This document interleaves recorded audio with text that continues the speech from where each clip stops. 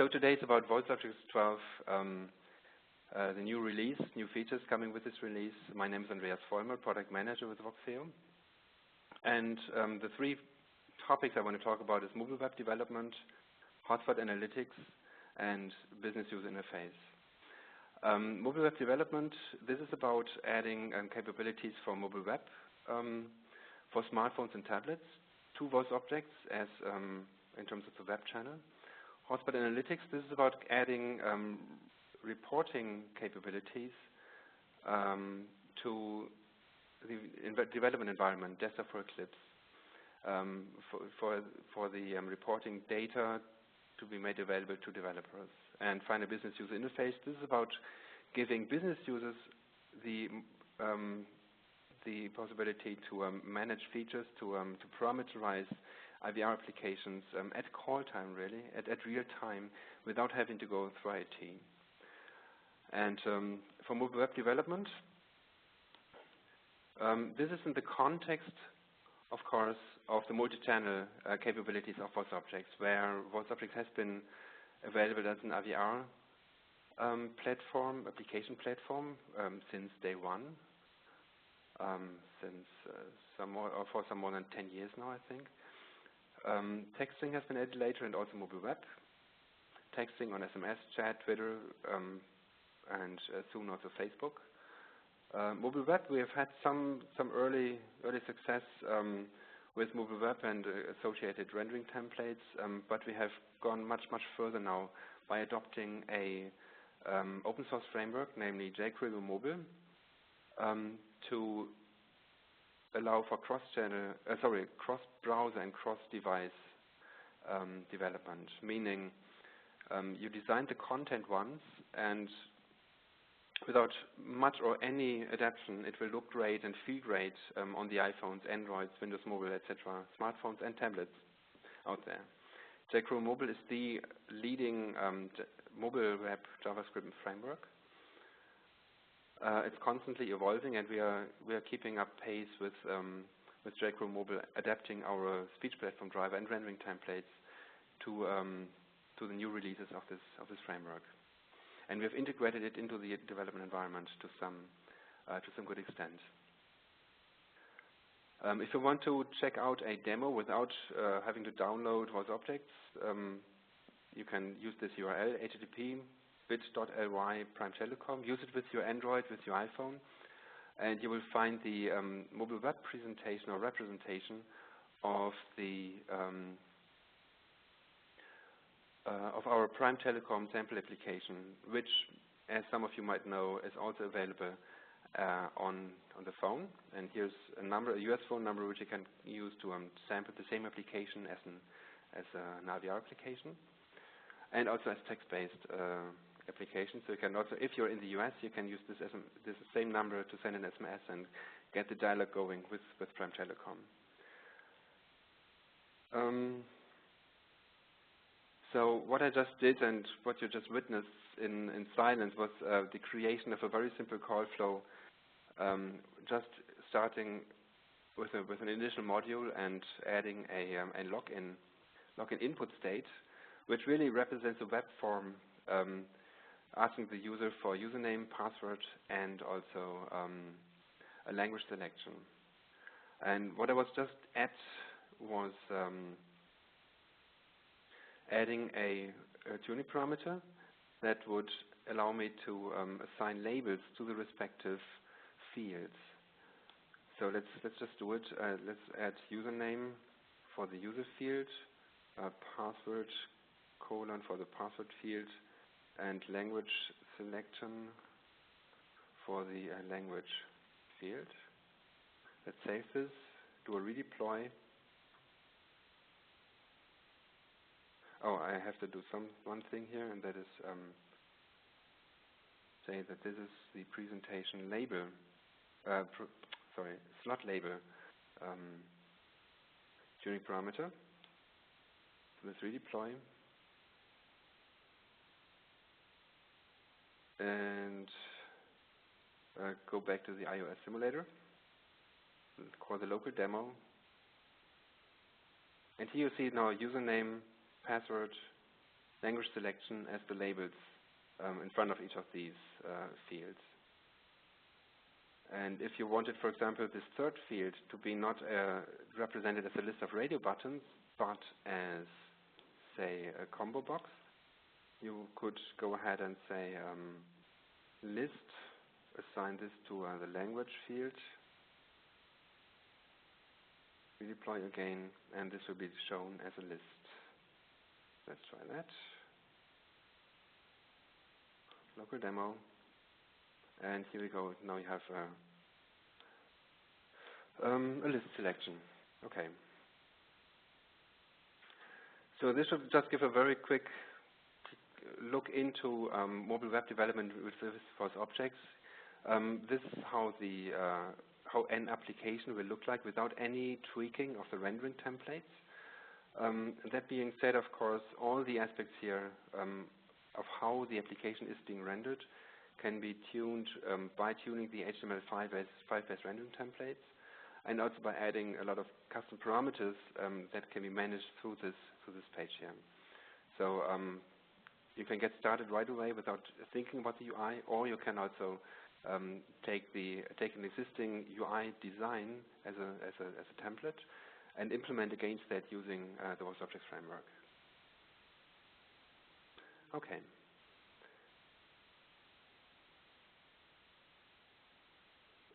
The next topic is about hotspot analytics. What is this about?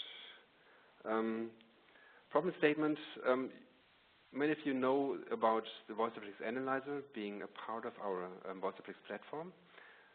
It's really a set of reports and the capability to create reports on self-service data gathered in VoiceObjects, delivering deep insights into service usage and performance, into customer experience, backend performance data, customer navigation patterns, and etc. The thing is that Analyzer, living and running in a business intelligence environment such as MicroStrategy or Cognos, we have seen often that developers typically don't have access to those reports, or they simply don't bother and don't really make use of the very rich reporting data and reporting that we are making available. So we thought, why not bring the data and the metrics right to the developer, right to where they are, namely in the development environment, and make the analytics actionable. So this is really an offering targeted at the developers. How does it look like? In your development environment, you will get visual highlights of performance of individual items. So in the case of input objects, for example, performance relates to how good or how badly users interact with a certain input state, whether there's a lot of hang-ups or no matches or whatever at a certain input state, for example. You get the same highlighting in the object browser and in the call flow. And moving your mouse over one icon will get you the detailed statistics for this particular input state here, for example. And I will go into some more details in a minute. How does this work? The one thing that you have to be aware of is that on the one hand you are working in the development environment, meaning with your local VoiceObjects server maybe, or even in standalone mode, with your local metadata, or with your team's development version of the VoiceObjects metadata, meaning the application definition in VoiceObjects. On the other hand, the reporting data that you want to use are from the production environment. This data should reflect actual calls or actual sessions that users have done. So really, in order to get the hotspot data, we are going through a VIA server in the production environment, reaching out to an InfoStore database, and namely to a set of new tables, the hotspot tables within that InfoStore database, to fetch the data and correlate them with the application definition in the development environment, mapping the data from production to the development environment. These hotspot tables, by default, when you install VoiceObjects, they will just be implemented as a couple of views. What you would want to do in a real production environment, of course, is making sure that proper caching is enabled. So, for example, if you are using Oracle, we are using materialized views. If you are using SQL Server, There's just a couple of tables, and you can decide how often these tables or materialized views should be updated, like every 24 hours, once an hour, whatever an adequate time frame is. So the developer will always go to these cached data rather than the original raw data, making sure that the experience is fast and has no impact on production performance. So what kind of data do we have? Starting with input states. For example, here, input states where users struggle are highlighted, and you get the in-depth info in the tooltip. So you would typically see what is the recurrence, like 263,000 people use this input state in the reporting time frame, with a success rate of a little more than 80%, and an immediate recognition rate of only some 40%. So immediate recognition rate means the first turn, the first shot at entering the pin was already successful. Success rate, then the line above, means it may have been the first turn, it may have been the second or third try to get the pin right, but eventually the user got it right. Average duration in seconds. Hang-up rate is interesting, 13% in this input state, hung up. No input rate, you see that almost 50% of users didn't enter any pin, which indicates that they might have a problem not knowing their pin. Right? It might not even be a problem with speech recognition here, but rather with knowledge on the user side, or maybe with prompting. So this can be investigated then, of course. Business tasks. So business tasks in VoiceObjects are a means to capture entire processes, entire tasks from the end user perspective. They might encapsulate only one input state. They might encapsulate a sequence of input states and backend access and confirmations and whatnot. Anything that is required, for example, to implement the registration process of a new credit card, or just the PIN authentication. Okay, so for each business task, you get again the number of times it was executed and the ultimate success rate. Then some more data, such as duration and interaction count. So how many seconds did it take? How many interaction steps?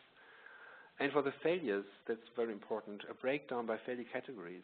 For example, you see that 9% of the calls aborted this business task proactively by, for example, pressing 0 or by activating a hyperlink that terminated the current context. Recognition failure, session termination, all these things can be seen here. Backend performance, so any backend access, be it to a database, to a web service, RESTful or SOAP-based, HTTP-based, you get statistics on, again, occurrence, the success rate, and also the duration, the typical duration, the minimum and maximum duration, all in the reporting time frame. Cross-caller navigation, so if you take menus, you would see highlighting here in terms of different fonts, boldface, light gray, etc. So the boldface one is the one with the highest selection rate, and you see by again using the tooltip, the selection rate, namely 32% in this particular case. And finally, personalization. So if you take layers and look at the different layer states, you will get just a simple note how often each layer state was being activated. So here see, for example, that you have a breakdown of 63 new callers versus some 37% repeat callers in your service. You will see how many callers were authenticated or not authenticated within a given session, and what was the breakdown by customer segment, for example. All this without having to go through reporting, all this in the tool. And let me show you how this works in the several clips. So I have demo data here for our Prime Telecom demo application. I can open this. And let's also open, I still have, let's first purge my data, remove hotspot data. So this is how it would look like when first opening. In order to get hotspot data, what I have to do is I need to select a service from my production server. So I'm connected to our Orlando-based demo server, which is running 24/7, taking demo calls, and pick the Prime Telecom service. Here we go. Right-click and pick Hotspot Analytics. Let's take the first one here, current versus previous deployment. And now I see highlighting in terms of yellow and red highlighting, yellow for not so great and red for really bad, and get the tooltips on top of each input object with the respective metrics. Same here in the dialog, I see the highlighting and also the metrics for the individual menu items and for the full menu. So for the menu items, for example, let's take the support one. I see that this has been selected by some 15.98% of the callers. Now you also see a little more there, really. It shows current deployment. If you look into the last row there, current deployment versus previous deployment. So what we support here is trend, some kind of trend analysis. So whenever we fetch hotspot data, we really fetch two sets of data, one for the present, one for the past. And current deployment means any calls that have been taken or any sessions that have been processed by the current version of the service. And previous deployment would mean the service version that was deployed right before this one. So the current and the most recent version of the service. And you know, a new service version is always initiated when you redeploy a service, meaning putting the tip revision of that service into production. The other alternative is to take recent versus total time. That means take, on the one hand for current, take the last 7 days, so 1 week worth of data, and compare it with the baseline consisting of all the data available for this very service. So these are the two modes that we have. And then finally, you can also differentiate between absolute and relative ranking. So by default, we are using absolute ranking, meaning we have set certain SLAs for an input state to be good, mediocre, or bad. And here only one of them is really bad, with an immediate recognition rate of 0%, and those three that are not that great, they are yellow. If we switch to a relative ranking, then we only compare input states with their peers, and the bottom 25% will be red, the bottom 25 to 50% will be yellow, and the rest, the top 50% will just be non-highlighted. And the same holds for all the other items, such as connectors, such as confirmation and lists, menus, etc. So going back to the slides. So this is what I just described. Have things improved? Trend analysis, current deployment versus previous service version, or last 7 days versus all deployment time. This is what you pick when fetching the data. And relative versus absolute ranking, I've shown you the menu how to switch that. And so the description again, absolute ranking. This is what you would do once you have defined SLAs for key metrics for the respective objects.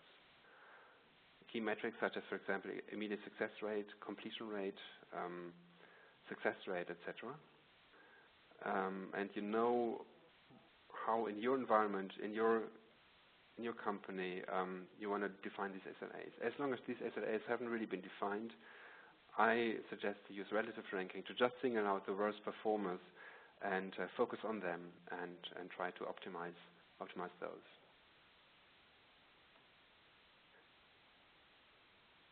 Okay, finally, business user interface. The Hotspot Analytics, this was for developers because developers often don't have access yet to reporting.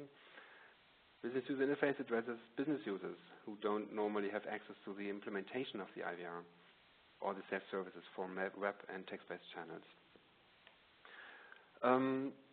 What it does, this user interface, it allows to change content and behavior of self-service portals, self-services in real time without IT support, such as changing contact center opening hours, such as changing call transfer destinations to different skill groups, such as scheduling announcements, or such as deactivate or activate menu choices and save services. So let's see how it looks like.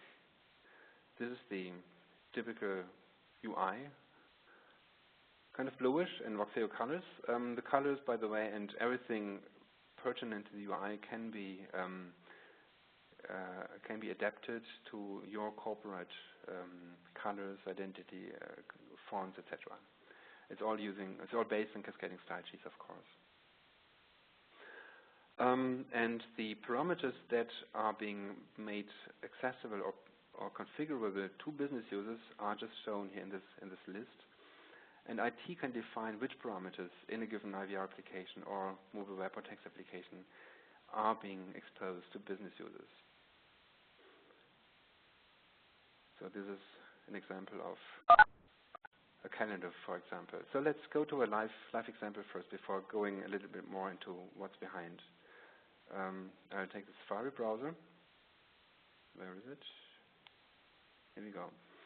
Pointing, let's just refresh. Pointing to a business user interface. And so this is pointing to our Orlando-based demo server. On that server I have a VoiceObjects user account, and I'm using that to log in now to the business user interface. So it's actually my own name, A. Vollmer. So you need to have an account in VoiceObjects in order to use this. And for business users that are not yet represented as users in your VoiceObjects environment, what you would do is just create a user for them and assign them the role observer. So they don't have any write access in Desktop for Eclipse, but they have enough rights to use the business user interface. Okay, now we get a selection of services with the description of the service selected, and here we go. Here I see the interface. And now I can go ahead and start tweaking things such as changing the Sunday opening time to 7 a.m. And I see once so the field is highlighted in green, so this was valid input. Let's now create some invalid input, 13 p.m. That doesn't make much sense, so it's already shown as invalid. So let's go back to 8 p.m. for example. Offer of the week, okay, I want to have the offer of the week active until August, 24th. And I only want to have the offer of the week this week presented to postpaid subscribers. Target number for technical support calls has changed recently to 1967. And for after call service, I would just want to increase the percentage a little to 5%. So 5% of my callers will be subjected to an after call quality survey. So let's apply this.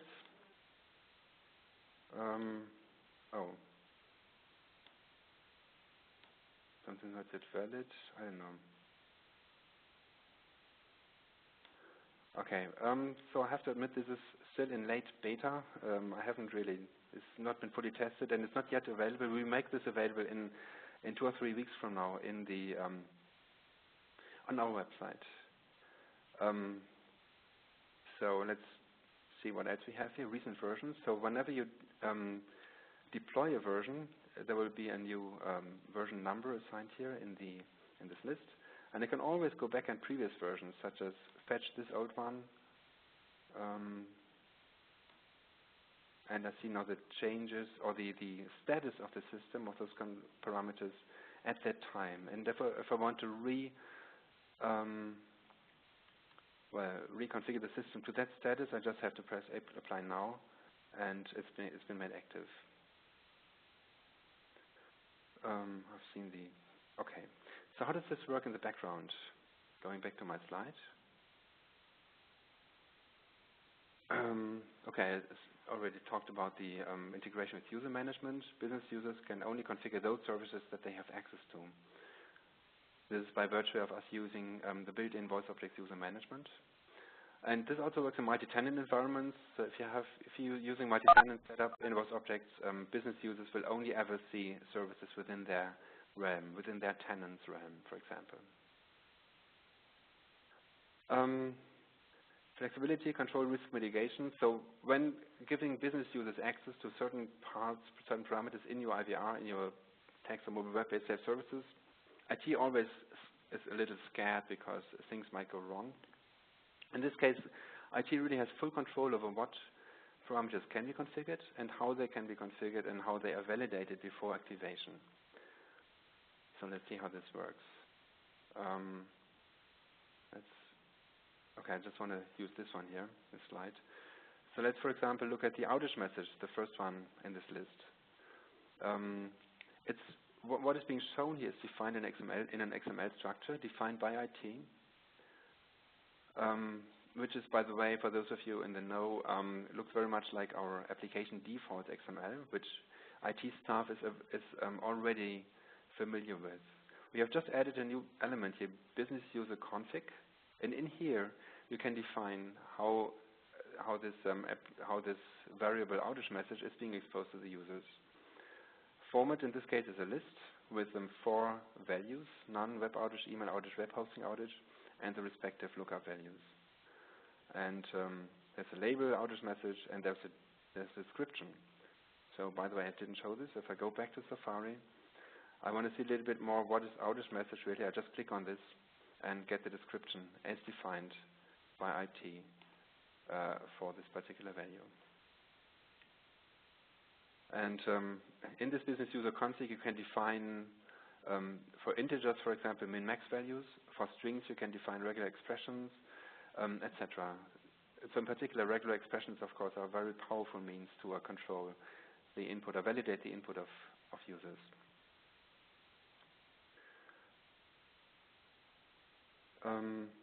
So I already showed you that a full version history is maintained. Every application of this configuration set will be versionized. You can always roll back to old configuration versions anytime. And also what's important, an audit trail is maintained. So VoiceObjects features an audit trail for anything that is done through the IDE, through the desktop for Eclipse. So we leverage the same mechanism with the business user interface, and every business user log in, log out, failed or succeeded, and also any change done to the system is being represented in the audit trail. You will see who changed what and when. I've sometimes been asked whether these parameters that you see here, whether they are fixed or whether they can be adapted to the application. So the answer is really they are fully configurable and fully dependent on the application that they need to match to. So in this case, let's look at a very simple sample application that I created. It starts with an optional outage message. So if an outage message is defined, then play it and ask a user whether they want to continue after this outage message. Then there's a check for out of business hours. If they are calling out of business hours, we apologize and just hang up on them in an apologetic way. And then there's a very simple main menu where the caller can talk to sales, billing, and support. A very simple, like 80s style IVR, but this should be enough to get the ideas across.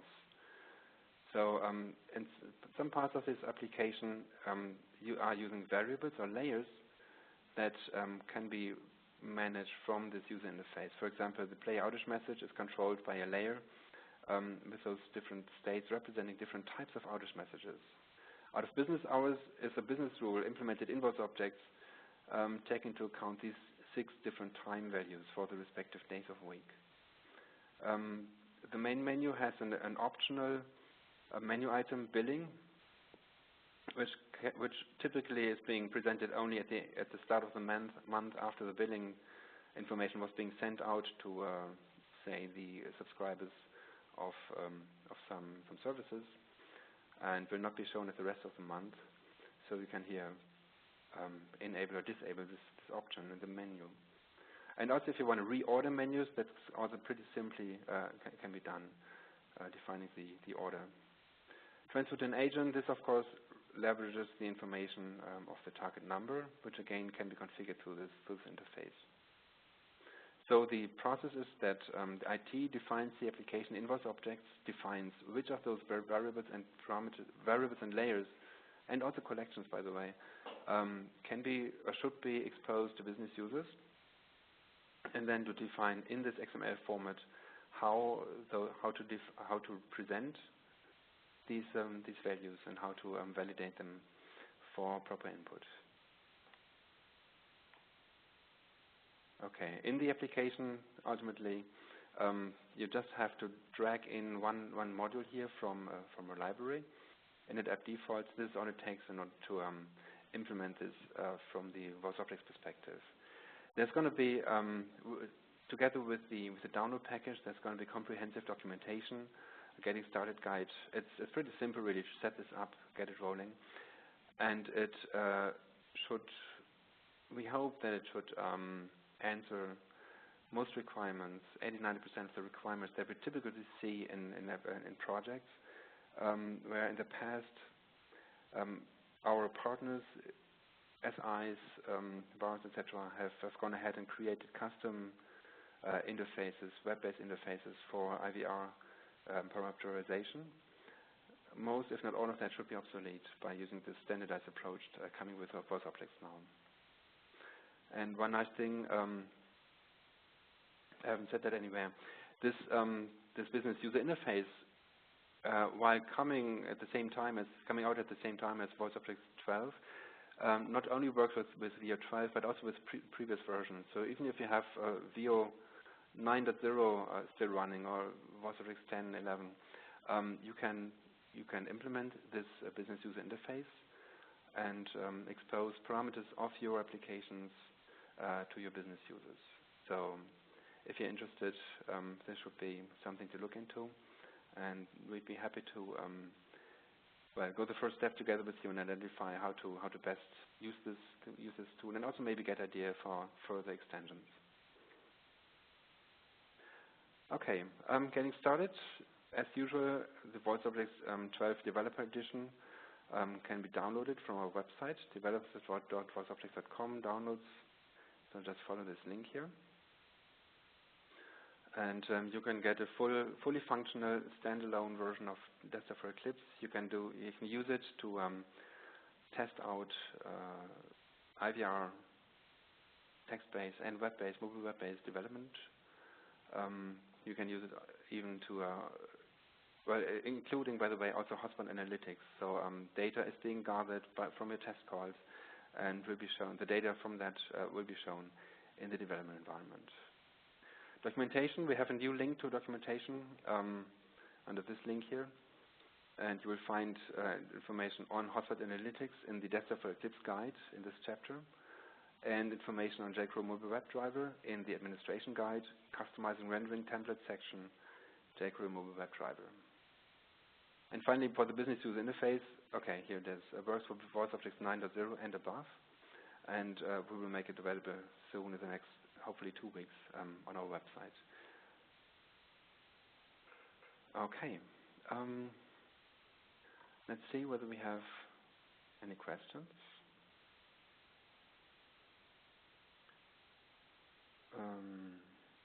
Let's see how we do this. Again, this is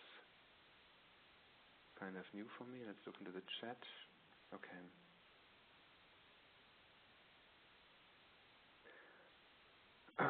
Oh, I should have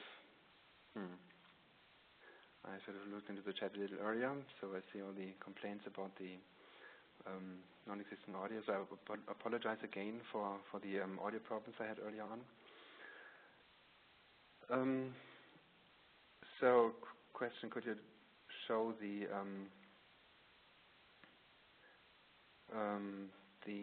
business user interface again from how it looks like in the development environment? Let's go into Eclipse. Let's go into my business user interface IVR demo. So here I can show this this application. Let's take one example. Let's take the example here of the main menu, where the billing menu item is really contingent on the variable menu billing active. So this variable could be true or false, and this will control whether or not this menu will be displayed or not. If you look into this menu item has a certain, this variable has a certain reference ID, menu billing active. And I could now go ahead and check how this is being defined in the application defaults file. So all I have to do is look for test service.xml. Okay, let's open this.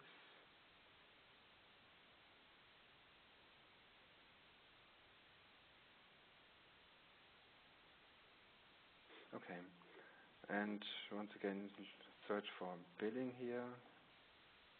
Okay, menu billing active. So here you have the configuration for the variable menu billing active. The default value is false.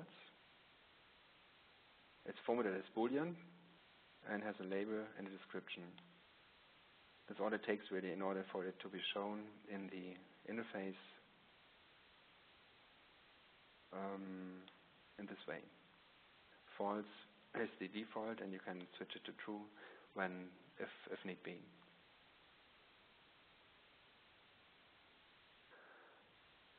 Finally, let me show you the new documentation that I just referred to. So here's our new head server, self-help.vo12. And if you look into the desktop for Eclipse guide, you will find the Hotspot analytics chapter. And in particular, a sub-chapter on configuring Hotspot analytics in your system.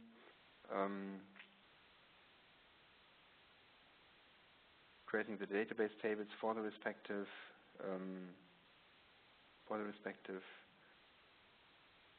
data sources such as SQL Server, Oracle, configuring the reporting database connection, etc. But as I said before, if you just install the development environment or developer edition, it's all going to be pre-configured using the embedded database in the Eclipse plugin, VoiceObjects 12. Okay. Thank you. Oh, there's one more question. Will VOD clients be able to use DFE12? That's a good question. VOD, VoiceObjects on demand, currently still requires VoiceObjects 10. We are planning to roll out VoiceObjects 12 in hosting in the very near future. But it may take a couple more weeks or even months for us to really be ready with that. I have no concrete time plan at this point. But we are working on that with pretty high pressure to be able to use these features also in hosting. Okay, thanks everyone again for joining to this webinar. Apologies for the problems that I had earlier in the presentation with the audio. And I don't think I know what the next webinar will be, so just stay tuned, check on our website. There will be webinars on, one in particular on mobility, meaning a tutorial-like webinar on getting started with JQuery Mobile and VoiceObjects 12 for mobile web, and a few others. Okay, this is Andreas Vollmer, Product Manager of Voxeo. Thank you very much. Bye-bye.